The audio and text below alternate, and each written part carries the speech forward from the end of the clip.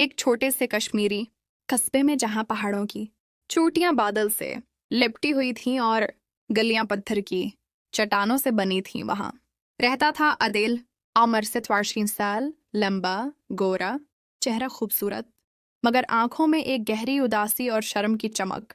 वो अपने बड़े भाई फैसल के घर से मुल्हका लकड़ी के कमरे में रहता था। फैसल की शादी को 4 साल हो चुके थे और उसकी बीवी का नाम जारा थी। जारा 27 साल की थी, रंग गंदमी, जिस्म भरपूर और किशर से भरा, लंबे काले बाल जो वो अक्सर खुले छोड़ देती, आंखें ऐसी के देखने वाला भूल चाहे कि वो कहाँ है।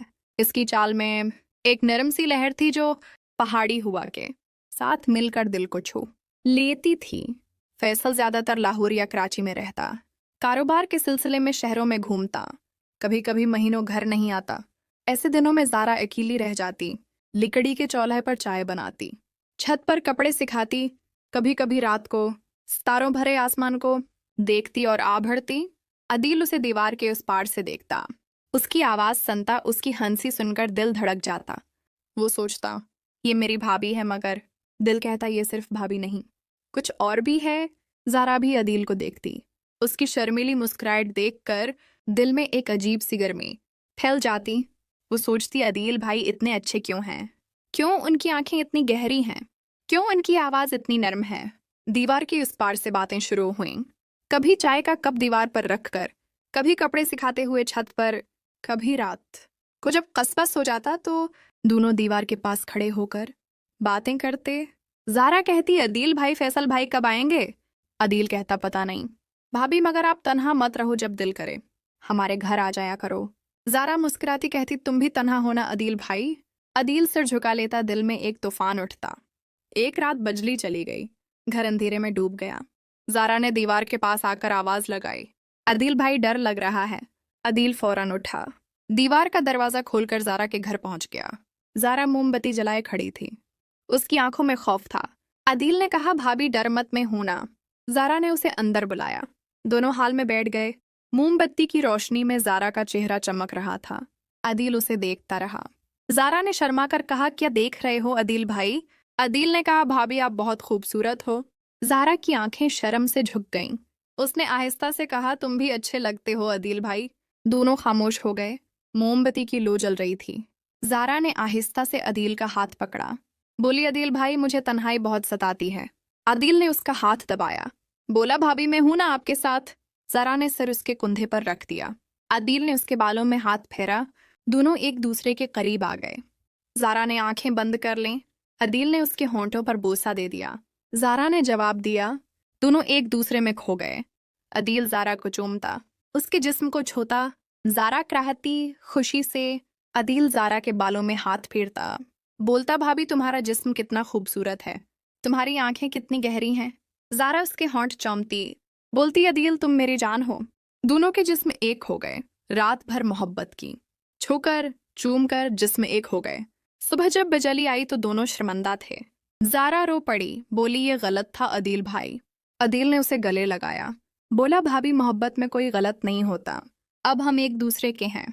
इस रात के बाद उनका रिश्ता बदल गया। दिन में भाई भाभी, रात को आशिक माशूक। जब फैजान बाहर होता तो जारा अदील को बुलाती, दोनों रात भर एक दूसरे से लपटे रहते, मोहब्बत करते। जारा अदील के सीने पर सिर रख कर कहती अदील तुम मेरे लिए सब कुछ हो।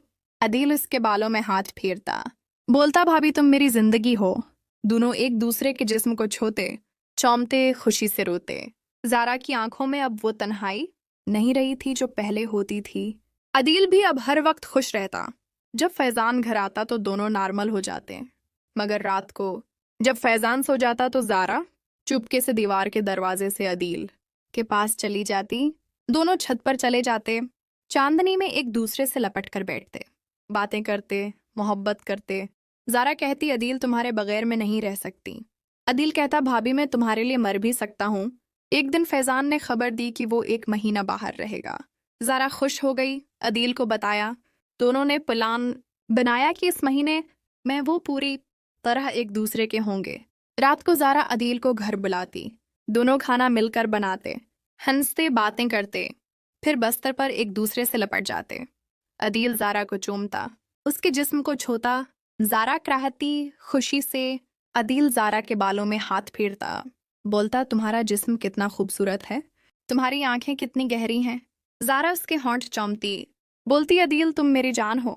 दोनों एक दूसरे में खो जाते, रात भर मोहब्बत करते, सुबह एक दूसरे से लपट कर सोते। दिन में जब मोहल्ला जागता तो दोनों अलग हो जाते, मगर दिल एक रहता। एक दिन जारा ने अदील से कहा, अदील मुझे तुमसे बच्चा चाहिए। अदील चौंक गया, बोला, भाभी ये कैसे होगा। जारा ने कहा, फैजान तो कभी घर आता ही नहीं, ये हमारा राज रहेगा। आदिल ने उसे चौम लिया, बोला, जो तुम चाहो वही होगा। इस रात दोनों ने पूरी मोहब्बत की, एक दूसरे को मुकम्मल तौर पर पाया। चंद महीने बाद जारा हामला हो गई। घर में खुशी की लहर दौड़ गई। फैजान को खबर हुई तो वो भी खुश हुआ, बोला, ये हमारी खुशी है। जारा और अदील चिपके से मुस्कुराते। बच्चा पैदा हुआ, एक खूबसूरत बेटा। सबने प्यार किया। फैजान ने उसे गोद में लिया, खुश हुआ। अदील दौर से देखता, दिल में सुकून था कि ये इसकी और जारा की मोहब्बत का नतीजा है। वक्त गुजरता गया।